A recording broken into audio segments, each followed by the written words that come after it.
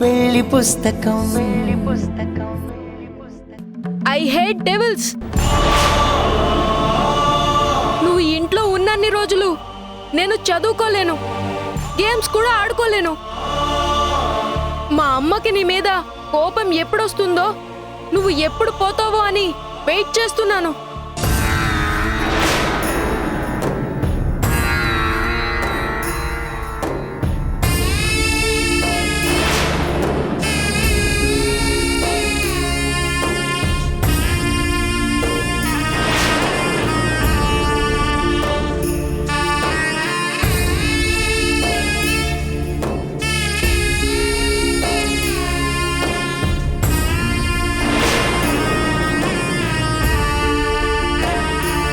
పాపం అభి, తల్లిగా ఎంత ఆరాటపడుతున్నా సిద్ధు మాత్రం అర్థం చేసుకోవడం లేదు.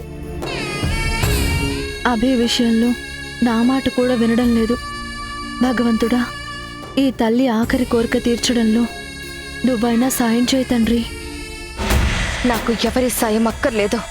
ఇంత కోపంలో ఉన్న సిద్ధుని నా వైపు తిప్పుకోవడం చాలా కష్టం. అయినా సరే వదలను. వాడు మారే వరకు ఈ నటన, కన్నీటి నది రెండూ ఆగవు. నువ్వు మీ అమ్మని పంపించడం కాదురా, మీ అమ్మని నేను పంపిస్తాను. నేను లేనప్పుడు దాని దగ్గరికి ఎలా వెళ్ళావో, అది లేనప్పుడు నా దగ్గరికి అలా వచ్చేలా చేస్తాను. నువ్వు అనుకున్నది ఖచ్చితంగా జరుగుతుందబ్బి.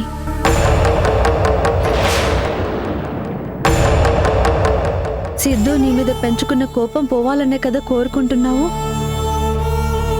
నా మాట, నీ కోరిక రెండూ నెరవేరుతాయి. అలా జరిగితే నా అంత అదృష్టవంతురాలు ఇంకెవరూ ఉండరు సాక్షి.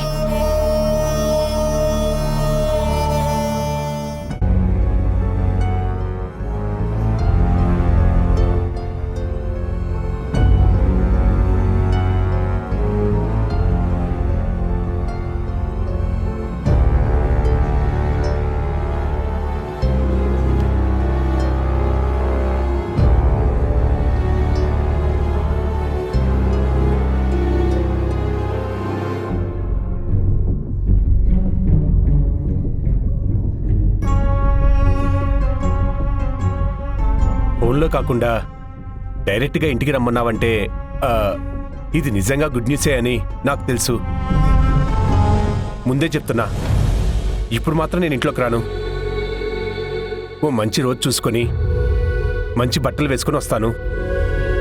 అప్పుడు మీ ఇంట్లో వాళ్ళకి పరిచయం చేయి. తను తొందరగా గుడ్ న్యూస్ చెప్పు. వినటానికి నేను రెడీగా ఉన్నాను.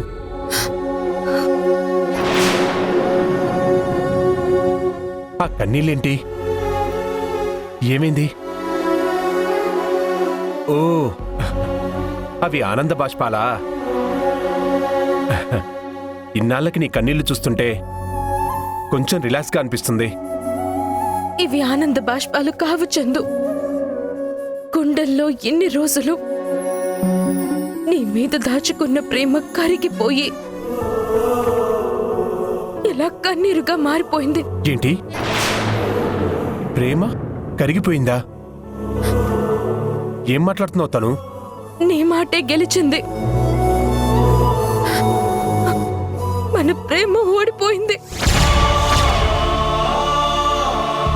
మన ప్రేమ కన్నా ఫ్యామిలీనే ఎక్కువ అని పదే పదే చెప్పేవాడివి కదా.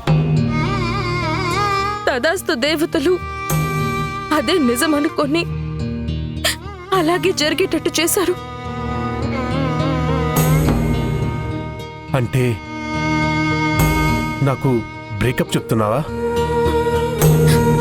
సారీ చందు. నీలో ప్రేమని పుట్టించి పెళ్లి మీద ఆశలు కల్పించి ఇప్పుడు ఇలా బ్రేకప్ చెప్పాల్సి వస్తుందని నేను కల్లో కూడా అనుకోలేదు.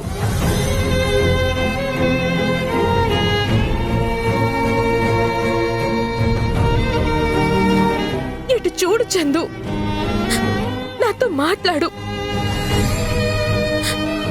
నువ్వెలా సైలెంట్ గా ఉండొద్దు. నీ కోపం, బాధ ఏదైనా సరే నా మీద చూపించు. అప్పుడైనా నీ మనసులో భారం తగ్గుతుందేమో.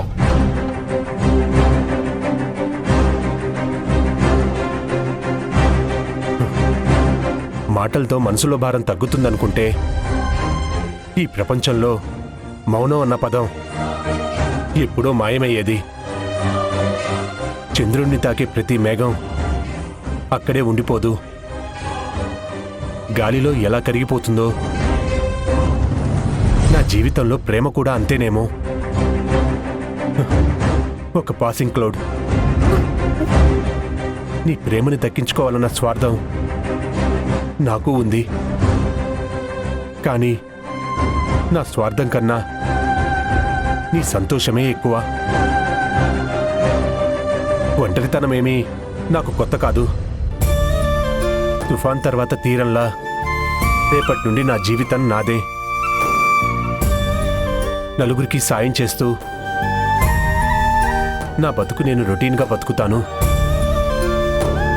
నాకు ఒక మాటిస్తావా తను?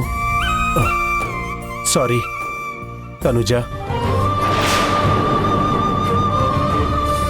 పెళ్లి విషయంలో నువ్వు ఒక నిర్ణయం తీసుకున్నావు. ఇక నుండి ఏ కన్ఫ్యూజన్ లేకుండా దానికే కట్టుబడి ఉండు. నీ కొత్త జీవితాన్ని సంతోషంగా స్టార్ట్ చేయి.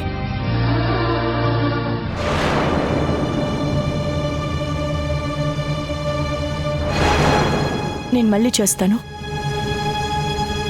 సరే, నువ్వు లోపలికెళ్ళు. ఎవరైనా చూస్తే బాగోదు. ఇన్ని రోజులు నువ్వంటే ఇంట్లో ఎంత మంచి ఇంప్రెషన్ ఉందో అదే కంటిన్యూ చేయి. తనుజ ఈ టైంలో అక్కడేం చేస్తోంది? వెళ్ళు తనుజ, చెప్తుంది నీకే.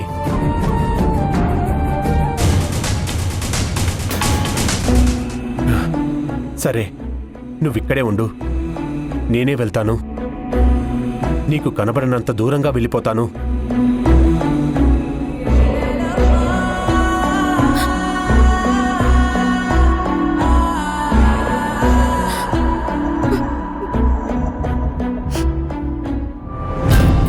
తనుజ, ఇక్కడున్నావేంటి?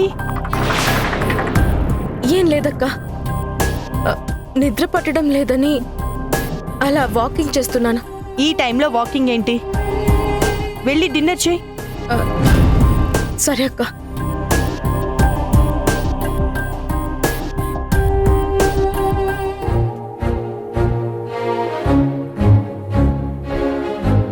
భారతి గారు, ఆ పాపిష్టిది ఇక్కడికి రాకముందే మనం భోజనం చేసి వెళ్ళిపోవాలి. లేదంటే దాన్ని చూస్తే తినే తిండి అరగదు, అరిగిన ఒంటికి పట్టదు. బాగా చెప్పారు లక్ష్మి గారు. నా కూతురు మీ కూతురు కోసం ఏదో ప్రత్యేకంగా వండుతున్నట్టుంది. వద్దని మీరు చెప్పలేరు, పొమ్మని నేను చెప్తున్నా వినడం లేదు. ఇంకెన్ని రోజులు ఈ కర్మ. పప్పా, మనం కొత్త ఒకే ఇంకా టేస్ట్ చేయలేదు. అవును కదా. సాక్షి, కిచెన్లో ఆవుగా ఉంటుంది, తీసుకునిరా.